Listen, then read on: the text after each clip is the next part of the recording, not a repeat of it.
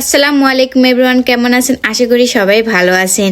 তো আজকে একটু ভিন্ন রকমভাবে আপনাদেরকে রেসিপি দেখাবো, যেটা হলো একদম গ্রামীণ রেসিপি, যেটা আমাদের মা চাষিরা রান্না করে যেভাবে সেইভাবে কিন্তু আপনাদেরকে দেখাবো। আর রান্নাটা দেখাবো কিন্তু একদম মাটির চুলায়।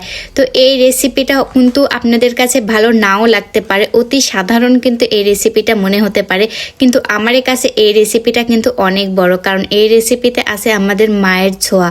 কারণ আমরা তো অনেক রকমভাবে খাই, কিন্তু কখনো কিন্তু গ্রামীণ পদ্ধতিতে আমরা কোনো কিছু খাই না, কিন্তু আমার মা চাষিরা যেভাবে রান্না করে সেই রান্নাটা কিন্তু অনেকটাই টেস্ট হয়। তো যারা শহরে আছেন তারা তো কখনো বুঝবেন না গ্রামীণ রান্নাটা কতটা টেস্ট হয়। তো অনেকে বলবেন যে সামান্য এই রান্না, কিন্তু সামান্য না, এটা আমাদের কাছে অনেক বড় কিছু। তো আজকে এই রান্নাটা দেখাবো, যেটা হলো লাউ দিয়ে তেলাপিয়ার মাছের একটা রেসিপি। তো এই লাউটা কিন্তু বাড়ির লাউ, আর মাছটাও কিন্তু আমাদের পুকুরের মাছ। তো প্রথমে দেখলেন পেঁয়াজটা সুন্দর করে ভেজে নেওয়া হলো তেল দিয়ে। তো পেঁয়াজটা ভেজে নেওয়ার পরে পেঁয়াজটা কিন্তু উঠিয়ে নেওয়া হলো। তো এই পেঁয়াজটা কিন্তু রান্নার শেষে এই পেঁয়াজের ভাজনাটা কিন্তু দিয়ে দেবে, এর আগে কিন্তু কোনো পেঁয়াজ এই রান্নাতে অ্যাড করবে না। তো তারপরে মাছটা ভেজে নেওয়া হলো। তো মাছে সব রকমের ময় মশলা দিয়ে আগে মাখিয়ে রাখা হয়েছিল। তো তারপরে মাছটা সুন্দর করে তেলে ভাজা হয়ে গেল।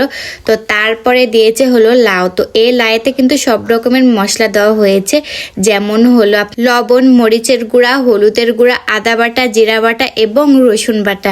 এখানে কিন্তু ধনিয়া আর জিরার গুঁড়া দেওয়া হয়নি, মানে কোনো গুঁড়াই দেওয়া হয়নি, শুধু লবণ, মরিচের গুঁড়া, হলুদের গুঁড়াই দেওয়া হয়েছে। তো তারপরে আবার ঢাকনা দিয়ে কিছুক্ষণ জাল করে নেওয়া হলো। তো জাল করে নেওয়ার পরে এখন আবারও নেড়ে চেড়ে দিল। তো এই পর্যায়ে কিন্তু এখানে দিবে সরিষার তেল। তো দেখলেন তো প্রথমে অল্প তেল দিয়েছিল, তারপরে আবার একটু তেল দিল, কারণ এই রান্নাতে কিন্তু অল্প তেলই ব্যবহার করা হয়েছিল। তারপরে কিন্তু একটু তেল দিল যাতে এটা খেতে ভালো লাগে। তো তারপরে এই লাউয়ের সঙ্গে কিন্তু মাছটাও দিয়ে দিল। মাছটাও এখন হালকা করে কষিয়ে নেবে।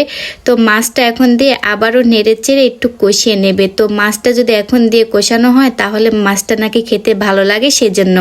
তো মাছটা এই তো দেওয়া হয়ে গেল, দিয়ে নেড়ে চেড়ে কষানো হয়ে গেল। তো এখন এখানে দিয়ে দেবে ঝোল।